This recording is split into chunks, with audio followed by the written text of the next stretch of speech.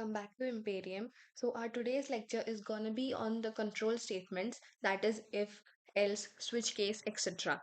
In this lecture, I will also be teaching you all the syntax of class and object and how do we define class and objects. So without further ado, let's get started. And if we have time, I'll definitely tell you all about the access specifiers. So let's start. Okay, yeah, I've written this. I'll explain you this. So let's start with the control statements. Let's start with if.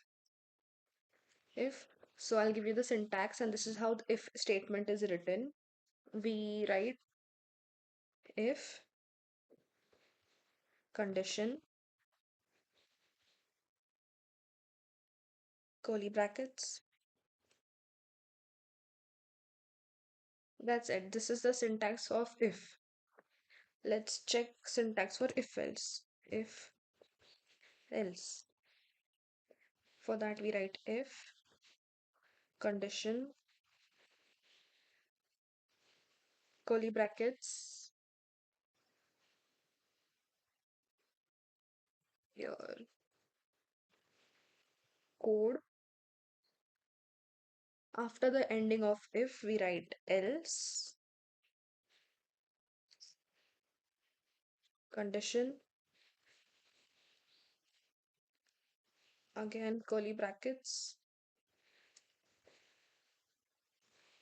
code, and that's it. This is the syntax for if and if else. It is not always compulsory to write the else statement as it is understood. If not, then this. So it is not necessary to write the else condition every time. So this is the basic syntax of the control statement if and else statement.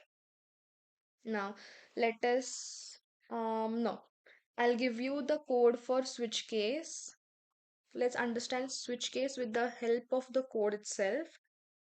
This code is basically the code for addition, division, multiplication, and division. This is basically a basic code for calculator, let's say.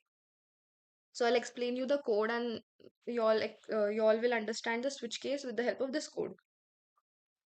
So here hash include IOStream. In first lecture, I have told you hash include IOStream. IOStream is a library. Int main. Here we have used int num1 and num2, where int is the integer and char is the int and char are the data types. Here cout is used to represent what we want the user to see. That is cout enter the first number. Cin we take the input using cin in num1. We do the same for operator and same for num2. Now after this we take the switch case. This is the syntax switch case. In the normal bracket parenthesis we write operator. Case 1, cout result. Here we do num1 plus num2. Break. If case minus cout result num1 minus num2, and this is how we continue till the division sign. Here, why do we use endl? Now, endl is used to carry the statement on the next line. For example, if you write a paragraph and you want the next line, for example, the continuous line to be on the next line. So that is why we used endl. Endl is used to break the line there and continue the next word from the next line. Now here, division. If num2 is not equal to 0, this is the sign for not equal to.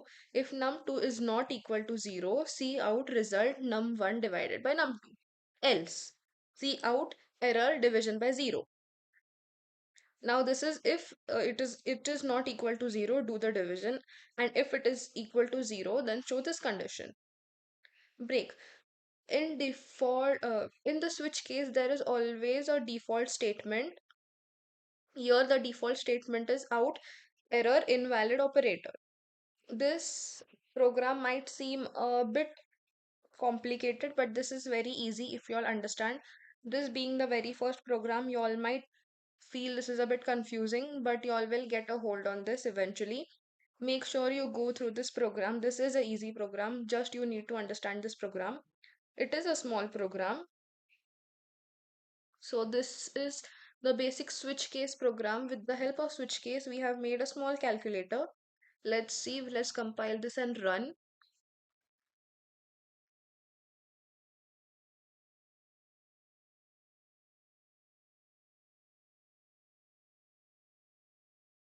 Enter first number. Just a second. Enter first number 22. Enter an operator plus. Enter second number 11. Result is 33. That means our code has executed successfully. Let's go back.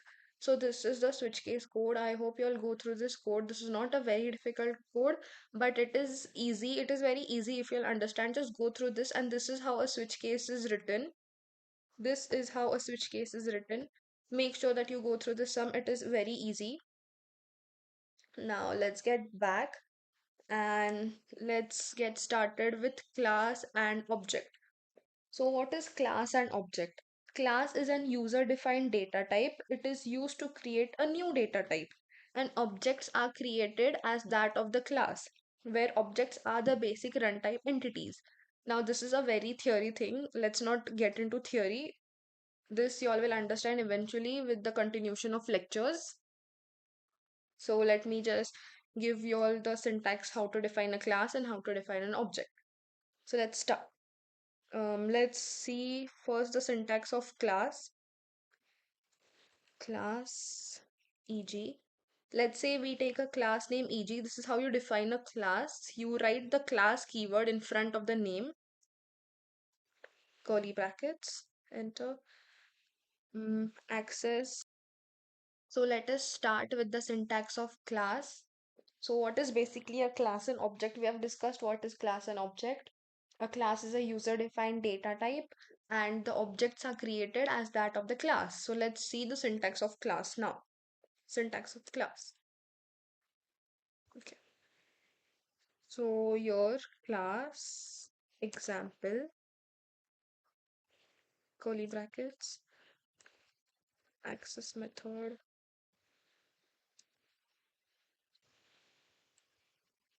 code. So this is how we write the class, how this is how we define a class. We write the class word, the class keyword in front of the word or in front of the name that we want to give the class. For example, here class EG. So EG is a class. And here, this is the main thing, this is the crucial thing, how we end the class. We end the class with a semicolon after the curly brackets. That is what indicates that it is the end of the class. This is the crucial thing. Now here, what is this? Access methods. So there are total three types of access specifiers. Access specifiers are public, private,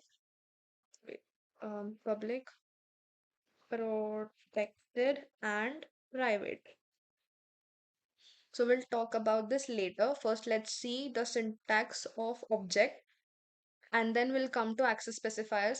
So this is the syntax of class and this is how we define a class and this is how we write inside a class. So this is how we write a class. I hope it is clear and let's move towards the syntax of object. Now, how is an object created? As we know, an object is created as that of the class. So let's see, let's take an example. Class animal. Class animal. Let's say public.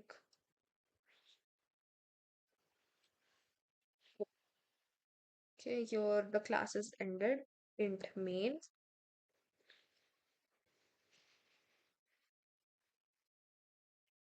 Animal A1. Now here animal A1 is the object. Here animal is the name of the class. Here as we have taken class animal. So animal is the name of the class and A1 is the object. We have created A1 as the object of class animal. This is how we define an object. Here we can say anything like animal, but remember the animal word or whatever the name of the class is, that should be constant. So animal A1 is an object. We can even say animal 2 is an object. Animal C is an object. This is how we define an object irrespective of the name of the object. For example, A1, 2, C, irrespective of that animal, the keyword animal or the name of the class should be constant. This is the way of defining an object. I hope it is clear. The syntax of class and the syntax of object is clear. Now let us move towards the access specification or the access methods that we say. So there are basically three types of access specifications, access specifiers, that is public, protected, and private. So let's say that we have a code, we define a variable a is equals to 5. Now if we define that in public, so that variable is accessed over the whole code. That variable has the scope all over the code. That is what we mean by public access. Now, in protected, if we define a variable in protected, then the variable is accessed only by the code or only by the class where it is defined and the class that is immediately derived from that class. Now, this might sound a bit complicated and a bit confusing, but I'll explain this in detail. Let's see private first and let's move back to the protected. Now, here in private, if we define a variable a is equals to 5, for example, in class, so that variable will only be used in that specific class. That variable cannot be used anywhere else. That is what we mean by private. The scope is limited. In public, the variable can be used anywhere. Anywhere. Now let's see about protected. You're protected, let's say for example a class dog. We define a variable in class dog. Now we derive the class with the help of class dog, let's say a class puppy. Now class dog and class puppy can have similarities. For example, the color of the fur, their height, their DNA, their um for example, yeah, then their height, their color, their DNA, their genes, etc. So this is what I mean by, if we define a variable in class dog, the puppy can access the class dog's variable, but the other species cannot.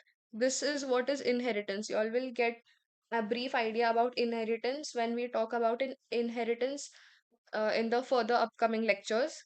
But for basic knowledge, I hope it is clear with the protected access specification.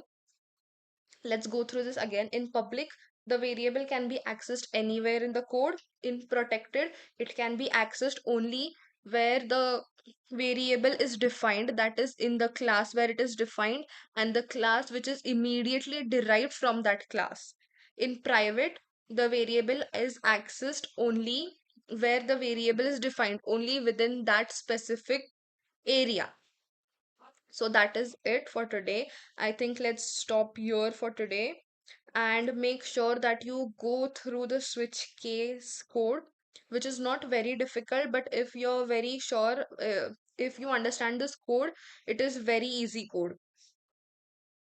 I think that is it for today's lecture, and tomorrow we will meet again. So, yeah, thank you.